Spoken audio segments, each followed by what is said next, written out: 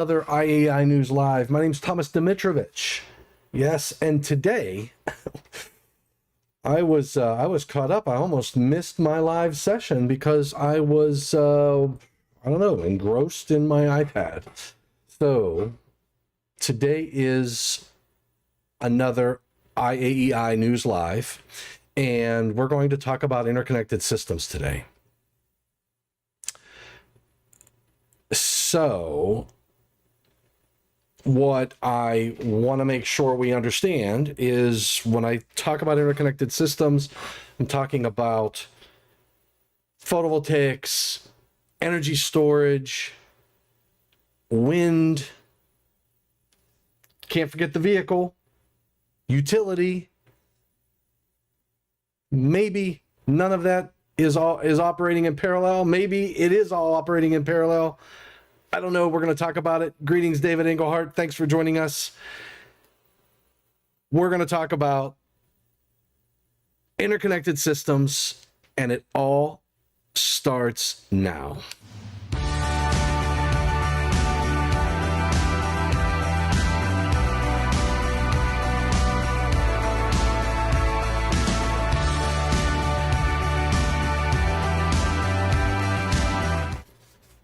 All right. Welcome back. Well, David, we have a big topic. I think it's going to be, I have a hard stop at 1 o'clock. Let me just double check my calendar here. I believe I have a very hard stop at 1 o'clock. Yes, I do. So I will be jumping off of this at 1. So we've got a lot to talk about in a short period of time. Interconnected systems. Hopefully everybody has I'm going to be talking about this in regard to the 2023 code cycle. Yep. 2023 NEC. So get your copy. If you don't have the book, you know where to look. Go out there on NFPA's NFPA link. So get your edition of NFPA link opened up because we are going to be talking NFP code 2023. You're either going to have a hard copy or you're going to have NFPA link. All right, David Engelhardt, thanks for joining us. So let's talk about, I guess, how do you want to start this? The types of systems. So there were some new terms, I believe, added in the NEC. So it's not necessarily new. So the first thing we can talk about are the types of systems. Let me just get a page here. Let me get my pen. The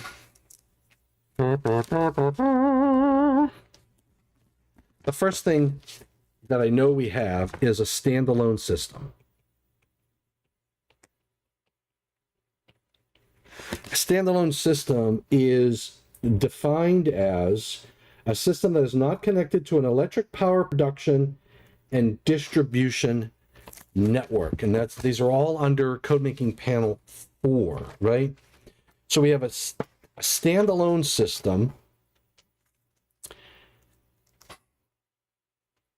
Hey, Nihad, we're live, buddy. We're live. It's amazing, isn't it? All right, so we have a standalone system. We'll call it a utility connected, right? That's an interactive system. If we look at 705. All right, greetings. Khalil, how are you? Hopefully, thanks for joining us. And hey, everybody out there, I know we got Nihad, we got Khalil, we got David Engelhardt. Let us know where you're from. Khalil, what state are you in, or what country are you in? Where are you at in this world? Nihad, I don't know where you're at these days. Let us know what part of the world you're in. David, I think you're in Florida. think I know that. So you have an interconnected, DC interconnected system. So we'll call it, we'll take this out. We have a DC interconnected system. We have an AC interconnected system.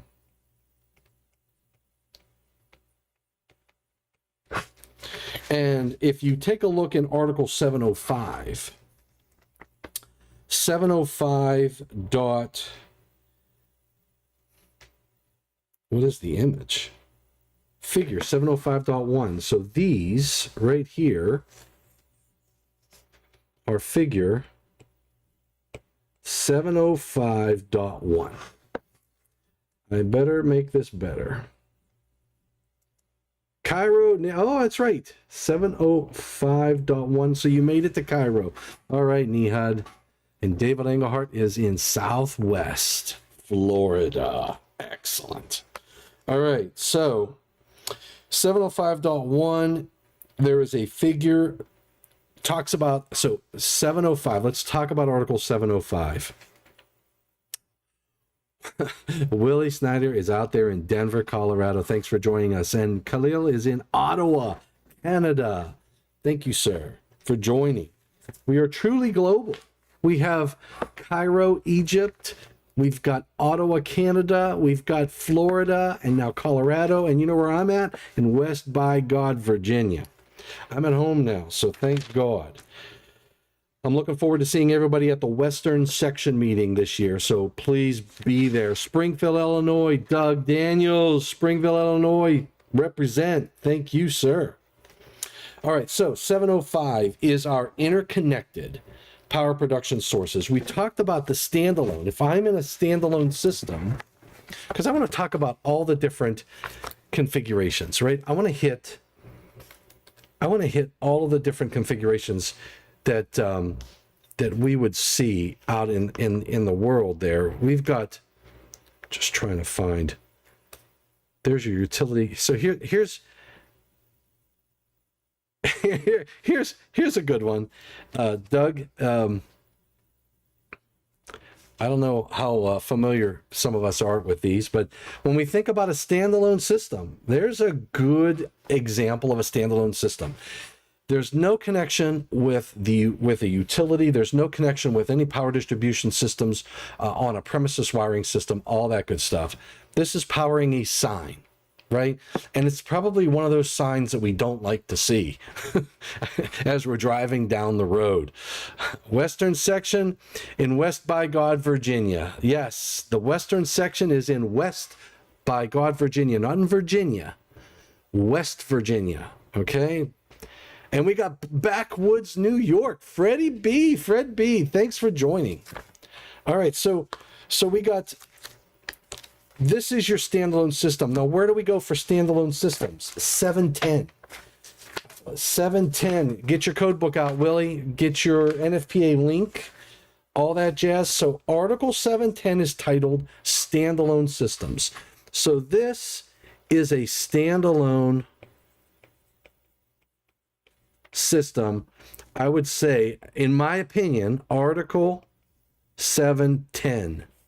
Would you disagree or agree? Jody Wages in the house, the never-ending heat of Texas. All you got to do is stand outside. You don't have to go to a spa to go to a sauna. You just go to Texas. All right, so in my opinion, and remember, what I say is my opinion. It's not the opinion of anybody else. It's not the opinion of NFPA, Code Making Panel 2 or 10, which I sit on, NFPA 73, 70B, any of the committees, organizations, my company, anybody's company. What comes out here started up here, and it's all from the heart. So I do this, and hopefully we're either going to agree or disagree. I'm either going to be right or I'm going to be wrong, right, Freddie and Willie? So please question everything you hear and comment. I'm looking forward to comments. So this type of a system, standalone. The scope of Article 710 says the article covers electric power production systems that operate in island mode, not connected to an electric utility or other electric power production and distribution network. So there's no utility. Okay, not connected to an electric utility or other electric power production. No other power production. So all of this is self-contained. And distribution network. There's no distribution network. All right, so that is a self-contained standalone system. I'm not going to talk about those, but it's important to understand where Article 710 comes into play. All right, capiche? Oh, here's another one. There's another one, standalone PV system. There it is. Off-grid residences, lighting, communications, signals, remote monitoring. Whatever. So there's another good example of Willie's not. I always look forward to your public inputs. Your public inputs are worthy of being rejected just like everybody else's. That's all I got to say. All right. All right. So I know you got a kick out of that one. So that's your standalone. Now, the other system that you have is, boy,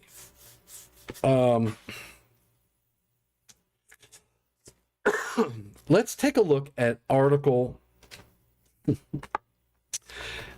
Let's take a look. So I'm hesitating. Why am I hesitating? Because standalone is very simple. Now let's talk about something that is utility interactive.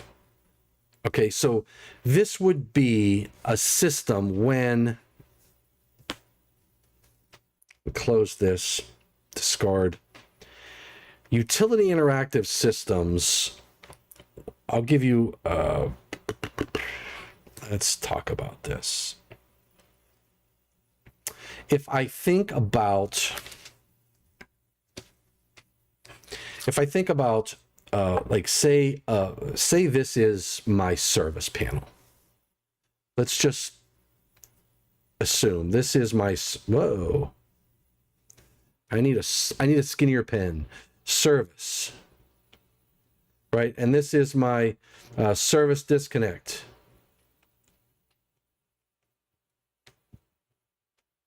Take that out. That's my service. Service disconnecting means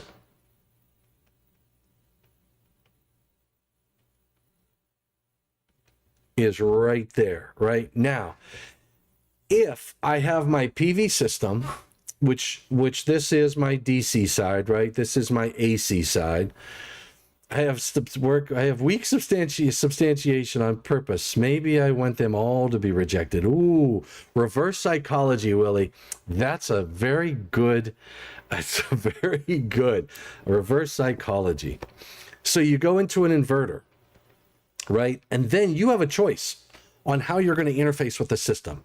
You're either going to go on the line side of the service disconnecting means, which would be up here, or you're going to go on the load side of the service disconnecting means. This is your service disconnecting means. I'm going to take that out. If I'm on the line side of my service disconnect and I am operating in parallel with the utility, those are my two conditions. If I'm on the load side and I'm operating in parallel with the utility, I'm in Article 705. Article 705. What is the title of Article 705? So we're going to talk right now 705. Article 705. Interconnected systems. Interconnected electric power production sources. The scope in 705.1, so get over there to 705.1. This article covers installation of one or more electric power production sources operating in parallel with a primary source of electricity. So if I'm in parallel with, which means I have not isolated myself from the utility. I'm operating in parallel with the utility. That means I could have a flow of current from my system down to the loads, right? Or I could have a flow of current from my system out to the utility. If I'm running in parallel, depending upon my power factor, depending upon the amount of energy I'm using, I may consume all of that energy, or I may push that energy out back onto the utility, right? So I'm an interconnected system. And when I'm operating and I'm playing with the utility at this point, I'm in their sandbox, so to speak. I need to make sure I follow all of those rules. So if I am connecting into the load side or line side, downstream or upstream of my service disconnecting means, and my system operates in parallel with the utility, I need to think about 705. And there's this is a 705.11, and then this is a 705.12, right? 705.11 is your source connections to the service, and source connections to a service. Service connection and electric power utility. There's a service disconnecting means. A disconnecting means in accordance with blah, blah, blah. You got your all the way through A through F. And then 705.12 is your load side source connection. So this is down, 705.12 is when you're downstream of your service over current protected device. Then when you connect into the line side, that disconnect that you'd probably put right here is going to also be a service disconnect. All right, so those are some important words. Hey, Arvin, thank you. Good evening. Where are you at, Salvador, Mr. Salvador? I like your emoji. It's the hat with the two with the glasses. That's pretty cool. So what part of the country might you be coming from? You're saying good evening, and I'm not sure. Do the step-down transformers act in reverse, or does it simply cancel the eddy currents, essentially giving you a zero energy use? What? Step-down transformers. A transformer will work in either direction. And I think if I related that to this type of a system, going back through the system, step down or step up, it doesn't matter. They work in both directions. So, but I'm going to stick on topic, Willie. All right, so we know that an interconnected system, if I'm working in parallel with the utility, I'm in 705. Let's do this. Let's go back. Let's go back to the standalone system first. Because here's the issue. Lobos, welcome, greetings. Tell us where you're from. Thanks for joining. All right, so interconnected, so 705, here's the challenge with 710. At some point, you're going to have the discussion of, am I a 710 system or am I a 702 system? So let's take a look at a 702 as an optional standby system. I'm telling you, this is one of those areas that can be challenging. So if I am in 702, applies to the installation and operation of an optional standby system. Let's say, for example,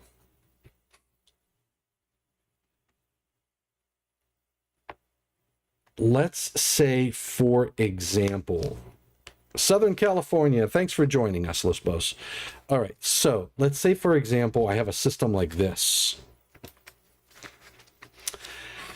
I've got an inverter, right? So I have over here an Article 690 system.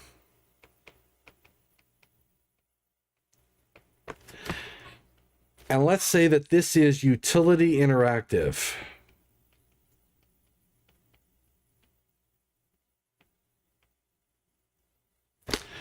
All right, so I have a utility interactive system.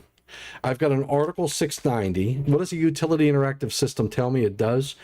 That if I lose the utility, it shuts off. It won't put power back over.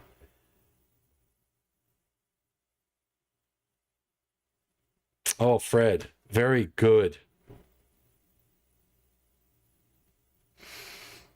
If you're off grid and you have two power systems, say photovoltaic and a battery bank, are you in a 705?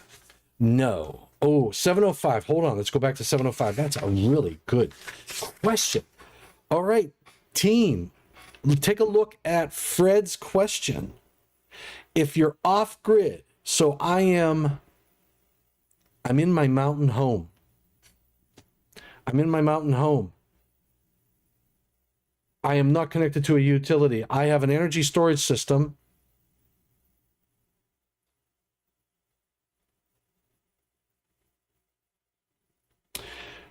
So the question is, Fred, if you look at the scope, it says the article covers installation of one or more electric power production sources operating in parallel with a primary source of electricity.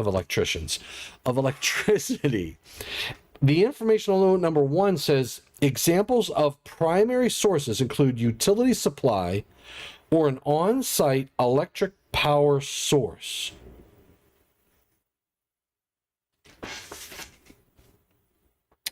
That's a good question. An electric power source. And if I have a, like this, let's go here. Let's go here. Let's do this. I am going to take this page and I'm going to duplicate. Copy. Add page. Paste. There we go. So this is what I'll do, Fred.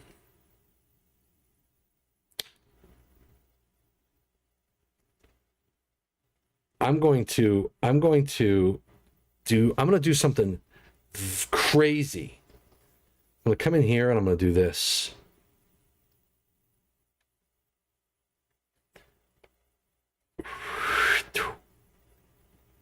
Let's say that I take this system. Let's get rid of this. Jody Wages says 710. This article, 710 says, this article covers electric power production systems that operate in island mode, not connected to electric utility or other electric power production and distribution network. These systems operate independently from an electric utility and include isolated microgrid systems. Standalone systems often include a single or compatible interconnection of sources such as engine generators, solar PV, wind, energy storage systems, or batteries. So, if I include to Jody Wage's perspective, the informational note helps me considerably. Gives me perspective. In 705, I would be in Jody Wage's court. Who was that? I think it was Fred asked this question. I would say, Fred, I'm in Jody Wage's court. I know where you're coming from. If you read the scope of 705 and the informational note, it says examples of types of primary sources include utility supply or an on-site electric power source. And I could argue that the photovoltaics is an electric power source, that the energy storage system is an electric power source, and there's two of them there. One of those is your primary. And let's say I had a generator. Let's say I had this. And let's say that instead of this being normally open,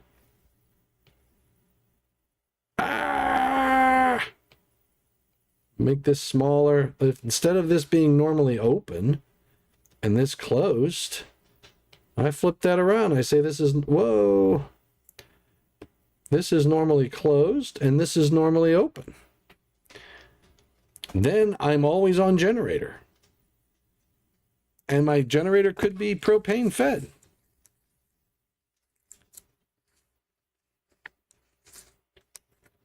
Well, Fred, off-grid, if you're a standalone system, man, Jody, what about this? I've got a generator, and it's on all the time. Mr. Engelhart, I've got a generator. It's on all the time. It's supplying my summer home. Sometime summer home, summer not. And when my generator, say it's powered by propane or it's powered by gas from a utility, and let's say that the utility, I didn't pay my bill, so the utility shuts me off, the generator goes off, I close in, and now I'm getting energy from my battery.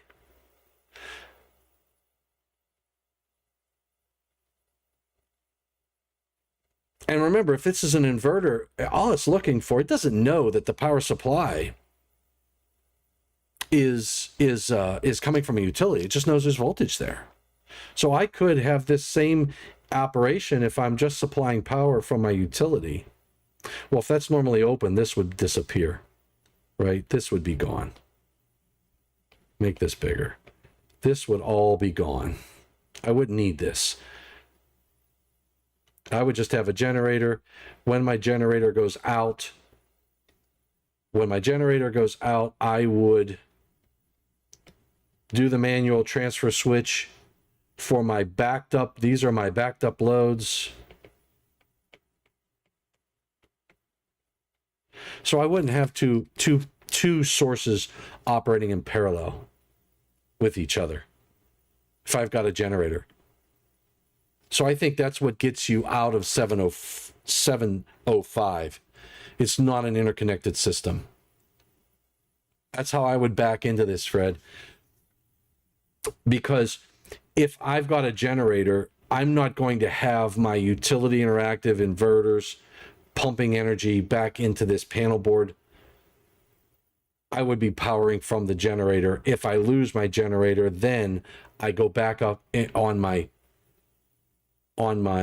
system where I'm supplying power from my battery.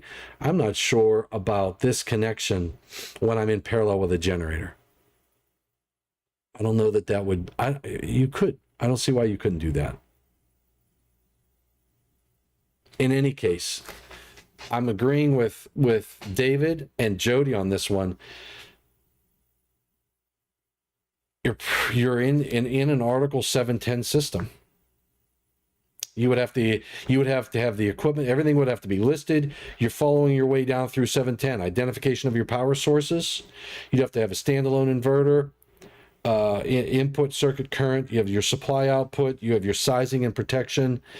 You have your energy storage, backup power, all that good stuff. Now, your sizing and protection.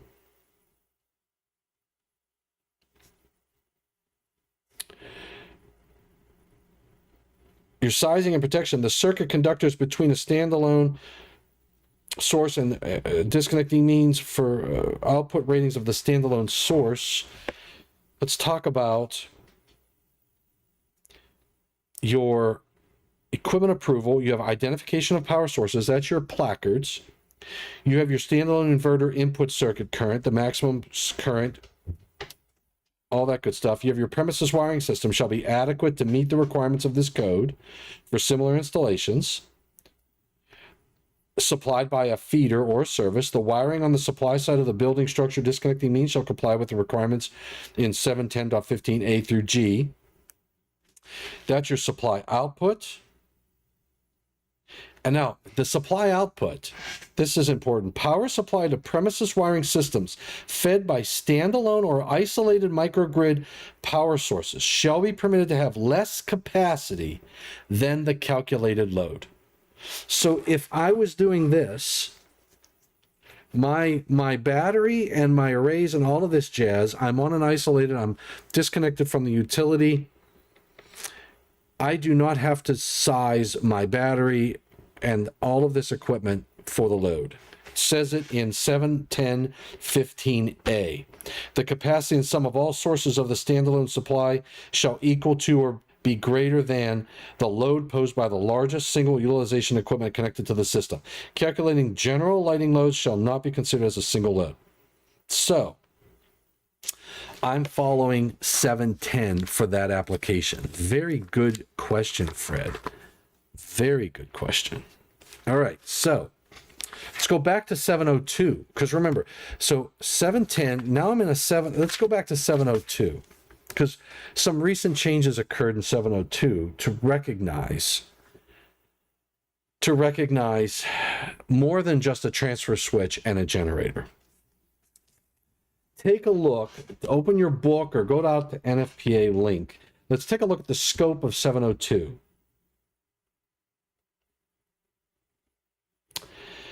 The article applies to the installation and operation of optional standby systems. The systems covered by this article consist of those that are permanently installed in their entirety, including prime movers and those that are arranged for a connection to a premises wire system from a portable alternate power supply. That would be your generator. Could be a portable generator. It could be an electric vehicle, if you think about it. If you think about, just indulge me for a moment. If I had a panel board and I fed oh, watch this. Look at that. That's Tom's EV. And let's say I had equipment and I plugged in my EV. I got a box that goes into a breaker. Oh, got to do this. Got to have a window. Right? And got to have a steering wheel. We wouldn't be legal without lights and headlights. There probably should be a door in there too. So, let's say that I had my electric vehicle. And let's say, for example, let's say that I need a transfer switch of some sort. Let's say I turned that off and I turned that on. I'm in a 702 system, right? If I'm going to tell that electric vehicle, hey, say I have a manual transfer switch in here. I don't know. I should probably put it. Say this is say I did this, and I did an interconnection, and this is my utility. Let's get rid of all of this stuff up here. Right. So I have an interconnection, normally closed, and this is normally open. If I am from the utility and I say, look, you know what, I'm going to shut that off and I'm going to transfer over and I'm going to get power from my electric vehicle, that could be a 702 system. And let's replace the vehicle with a battery.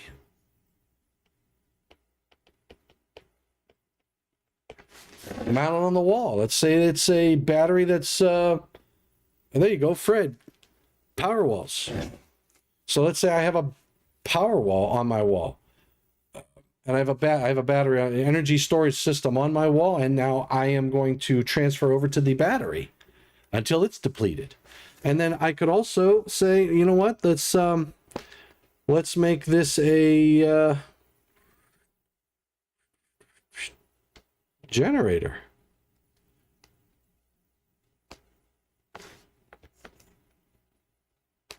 I can make that a battery going into the to the system. I can make the generator going into the system, or I can make the electric vehicle going into the system.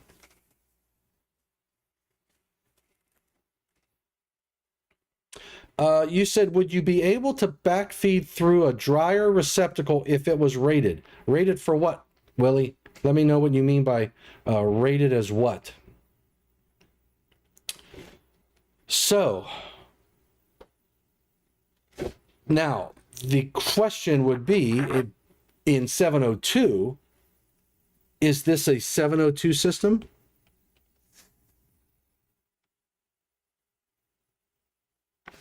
Is it a 705 system? So let's take a look at 702. If I look at 702, there was some new language added in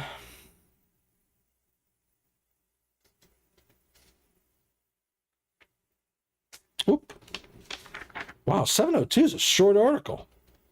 It's like a page and a half. All right, if I go to 702, they made some changes in 702.5. You notice they added interconnection or transfer equipment. Prior to the 2023 code cycle, the word interconnection wasn't there.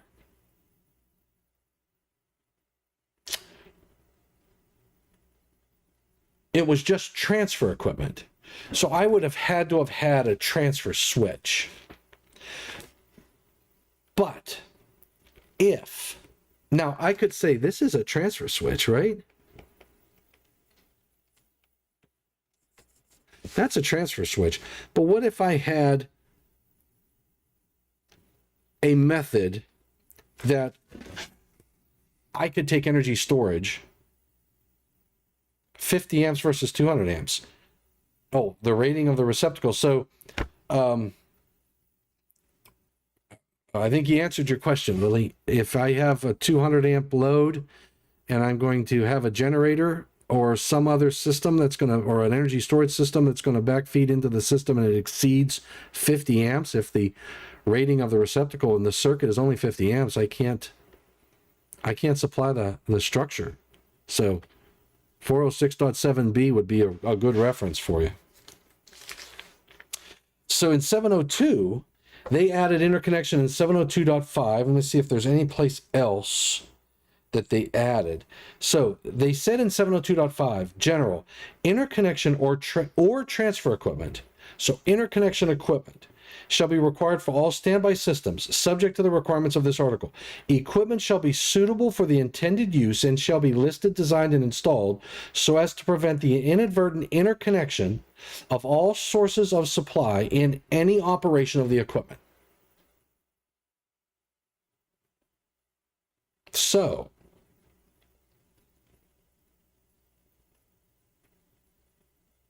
if I'm going to connect, say, an electric vehicle, an energy storage system, or any of those systems that would, say, tell the battery to supply power. So let's go back up. Let's go back to this. Let's say, for example,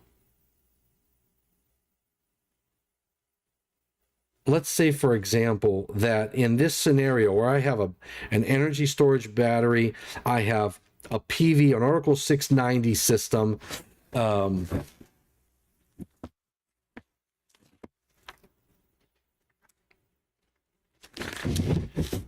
I have, hold on.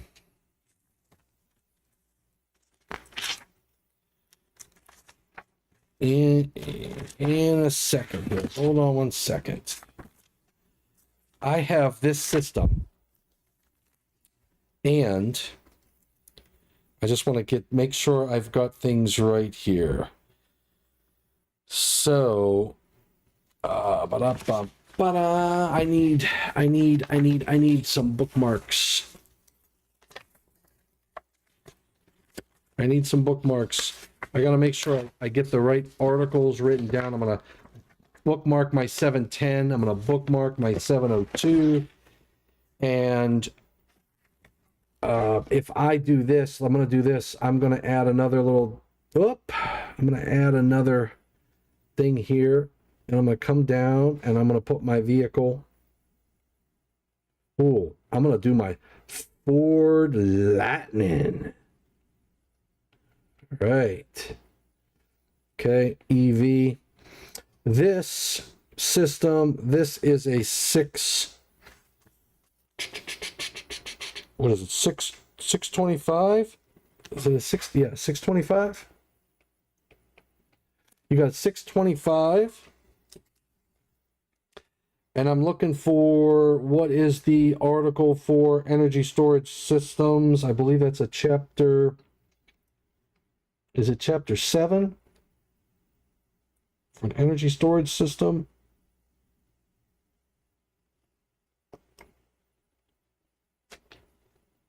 It's, no, man, come on. What is it? What's an energy storage? What's that? What article? Fuel cells are 692. Wind is 694. So if I came off of here with a wind, 694. I got fuel cells are 692, 691. Energy storage. I should know energy storage. For some reason, I am drawing a blank. And I don't have my, it's not chapter 5, is it?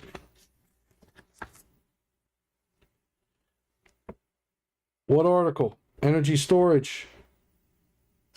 Anybody know out there? Willie, come on, help me out, brother. Help a brother out. Anyway, ESS. Anyhow, so I've got my energy storage systems. I've got my 694 wind. I got 690 my array, 625 electric vehicles. If I am interconnecting these systems together, if I go to 706. Oh, energy storage system 706. Thank you very much, Jody. 706. All right. So if I go back to 702. I'm a little concerned about the word interconnection, but if I have an interconnection system, I'm now covered in 702.5. So if this system, this inverter that takes all this stuff in, if it can automatically do that transfer for me and make sure that I'm not operating in parallel with a utility, then I'm in 702.5. It doesn't have to be listed as a transfer switch, is my point. I showed this as a transfer switch, where you would either have the slide, they say a manual transfer switch, or if this could be an automatic transfer switch too, right? It could say, look, you lost the utility or your generator, and now you're going to take power from the 706 energy storage system, or 625, the electric vehicle. And usually, though, on the arrays, if you can get power from the arrays too, that's fine, or your 694, 690 systems. So then it falls under a 702.5 system. And it tells you that the equipment shall be suitable for the intended use and shall be listed, designed, and installed so as to prevent the inadvertent interconnection of all sources of supply in any operation of the equipment. So now listed, what's not clear in 702.5 is what is the standard that I need to list to, right? So you found it. Willie found it. Finally. Jody Wage is beating your butt. Willie. All right. So if you think about a 702 system now with the 2023 code, it's going to recognize that if I have an energy storage system, if I have an electric vehicle that's powering the house, if I have anything that powers loads, when I lose the utility, I am in a 702 system. If I am in parallel with the utility, I've got to follow the 705 requirements for interconnected systems. Because it says in parallel. So it could be that you are both a 705 and a 702 system, right? If I am operating in parallel with the utility while we're connected, and I'm supplying power back through up to the utility, all that jazz, but when I lose the utility, I go to a mode that now I'm a backup power source, and I have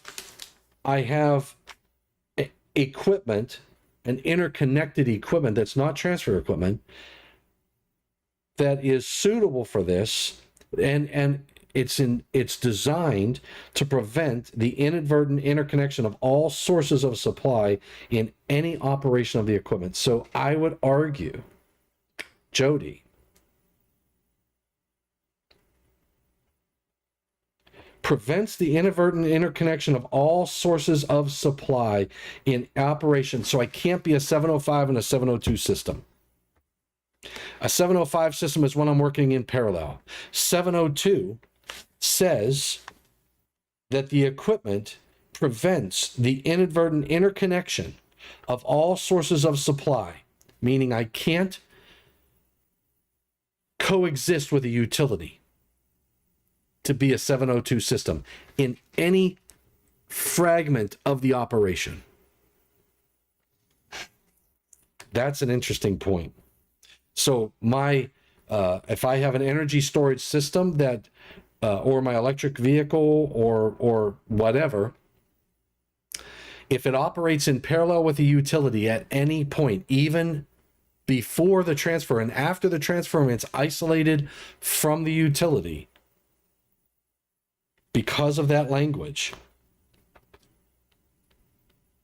I'm not going to be a 702 system.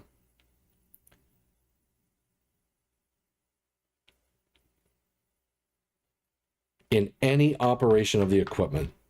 That's an interesting one. So you think about a backup generator or a backup, like if you have an energy storage system and you are going to be supplying from the utility, but you're not connected for the battery. So I can't energize my battery from the utility source, because that would be an interconnection of all sources. Unless this is a good one. It's new language. So take a look at 702.5. Take a look at 702.5. That is there to help you understand how, if you're using the system as an optional standby system, whether it be an energy storage system, your vehicle, batteries, whatever it is, I would say the more typical application would be a battery energy storage system. But again, I look at the electric vehicle as batteries on wheels, but in any case, it does have a different article, all that good stuff. That's a 625 system versus a 706 system versus 690 versus 694. And with that comes the implication that if it's automatic, because now you've got to go to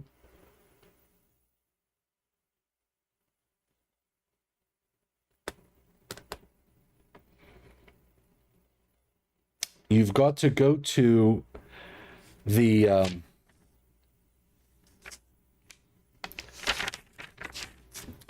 got to go to, oh wow, this is really, if you have the 702.4 talks about, and the reason I paused was because I just read in 702.5, it says parallel installations, systems installed to permit operation in parallel with the normal source shall also meet part 1 or part 2 of Article 705.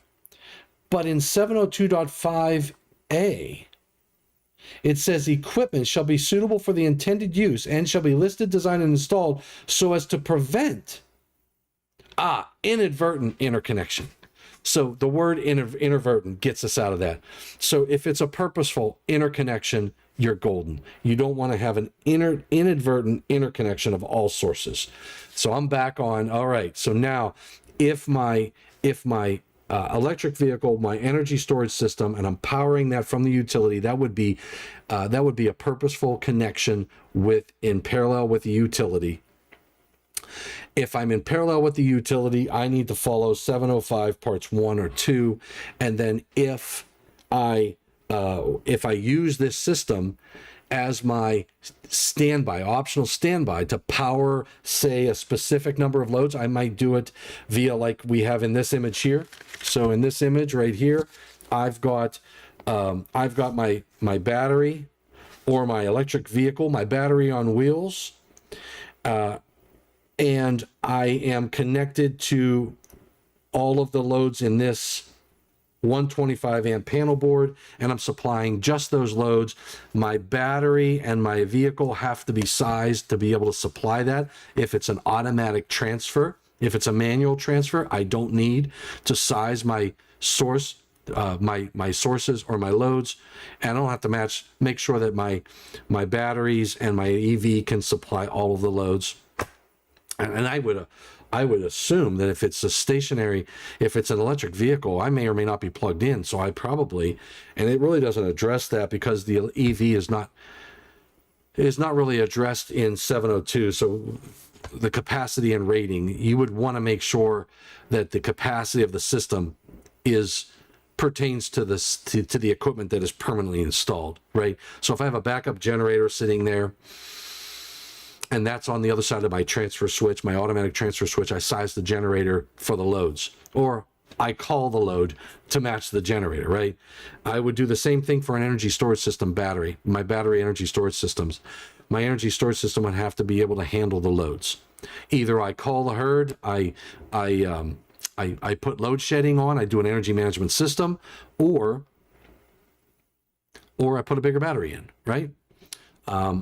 And then if I'm using an electric vehicle as my backup source, and obviously my electric vehicle may not be there when I lose power, so it would be an optional standby system, but it could be like a manual you would have to do sort of a manual transfer switch of some sort whenever I'm going to be plugging that vehicle into to power the house.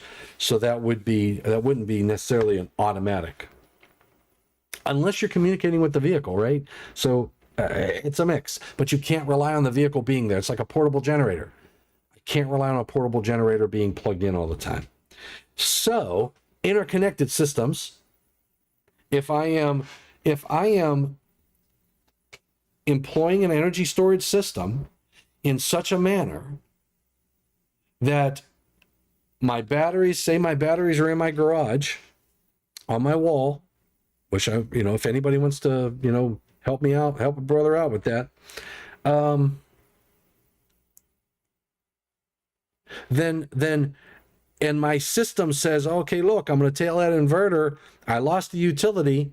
I'm going to isolate myself from the utility because I have to do that based on 702.5. It's almost like a transfer switch, right? So I have to make sure I turn that utility off.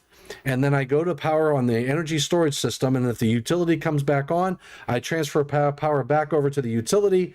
Now I can still charge my batteries because they're a load, but somehow I need to tell that inverter that, hey, you need to take power from the battery and put it on the system. And when the utility is back, I tell that battery, hey, nope, you're no longer putting power back onto the system. Now I'm going to start charging you, and then I close in on the utility. That system may not be listed as an automatic transfer switch. It may be listed to a different standard.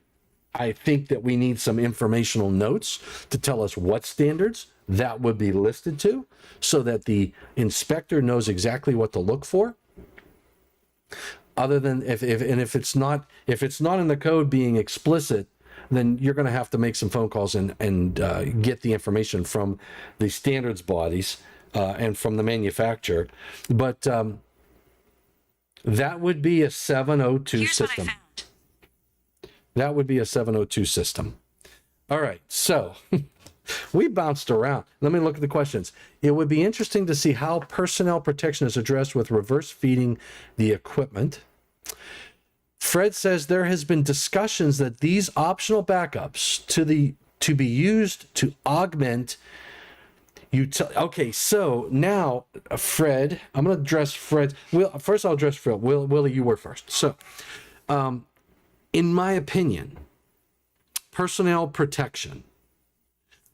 When you talk personnel protection, you're talking me a shock hazard and arc flash hazard. It's the same regardless of the power flow of current. So I don't believe, in my opinion, that personnel protection, if I'm working on things, I got to do lockout tagout. I have to know all of my sources of power, all of that jazz. If you're speaking about ground fault protection and things of that nature, which that's probably where you're at, then I would rely on the standards and how those products are built and designed, and the NEC, what is required to be GFCI protected. Fred, great question. Optional backup systems. I got 4 minutes before I got a hard stop. Optional backup systems augment the utility power. Yes. So here's what I've seen. The original intent.